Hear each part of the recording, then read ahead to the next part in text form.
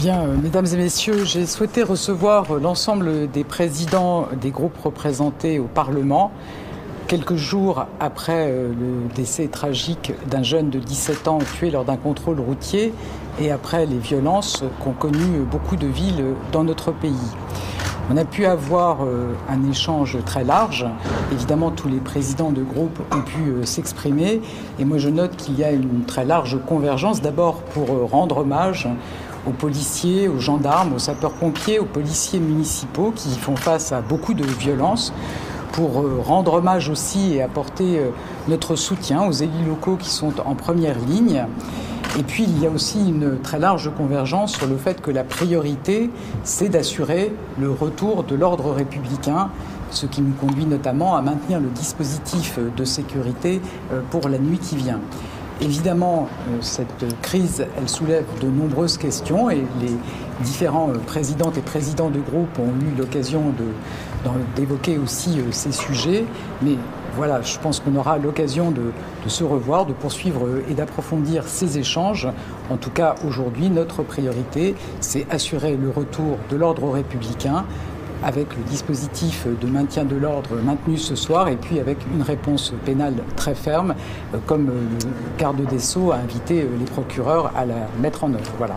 Madame la Première ministre, une cagnotte a été lancée il y a quelques jours par un polémiste d'extrême droite pour soutenir le policier qui a tiré sur Naël, 17 ans. Beaucoup aujourd'hui réclament une fermeture de cette cagnotte, la jugent indécente et jugent que c'est une illustration aussi des fractures qui existent au sein de la société.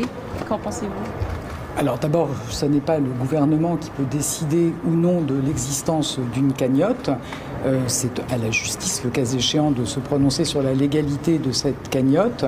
Le fait qu'effectivement ce soit une personne proche de l'extrême droite qui ait lancé cette cagnotte ne contribue pas sans doute à apporter de l'apaisement. Et d'un point de vue personnel, est-ce que l'initiative de cette cagnotte à la famille du policier vous choque ? Je ne vais pas m'exprimer d'un point de vue personnel. Moi, je suis là pour savoir ce qui est légal et ce qui ne l'est pas. Et je pense que c'est à la justice de se prononcer sur le sujet. Mathilde Panot s'est émue du communiqué de l'UNSA et d'Alliance se disant en guerre. Est-ce qu'il y a des syndicats policiers factieux, comme elle le dit?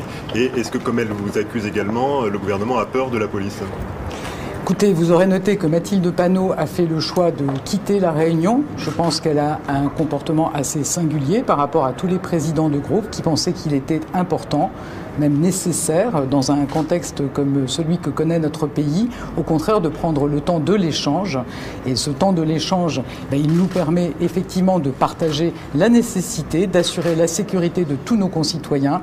Et je pense que les autres présidents de groupe ont pu affirmer que c'était ça aujourd'hui notre priorité. Est-ce que le gouvernement a peur de la police ? Est-ce que vous pensez que c'est un moment de concorde et d'union nationale, cette réunion ? Écoutez, moi je note que, en dehors effectivement de la présidente Panot qui a souhaité quitter la Réunion, tous les autres présidents de groupe ont souhaité participer à cet échange jusqu'au bout, ont partagé, je vous le dis, la priorité qui est d'assurer la sécurité des Français, d'assurer le retour de l'ordre républicain et puis de se dire qu'effectivement il y aura un autre temps, un temps de réflexion sur les causes, sur les enseignements qu'il faut tirer de cette crise et je pense que nous avons tous pu partager le souhait de continuer à échanger ensemble sur ce sujet. Et vous ont fait pour la plupart des propositions assez précises, que ce soit dans le domaine de la police ou dans le domaine de la politique de la ville. Quelles propositions vous allez garder? Qu'est-ce qui vous interpelle particulièrement? Alors, il y a de nombreux sujets qui ont pu être évoqués sur la politique de la ville, sur le rôle de l'école, sur l'autorité parentale, la responsabilité des parents. Je vous dis, ces sujets-là, il faut prendre le temps d'y réfléchir. C'est ce que le président de la République a eu l'occasion aussi d'exprimer. Aujourd'hui, le temps, c'est le retour de l'ordre, la sécurité pour les Français, pour les élus, pour les commerçants, pour les artisans. Et ces temps de réflexion, ils vont se poursuivre et on aura de nouveaux échanges avec les présidents de groupe, évidemment, sur tous ces sujets.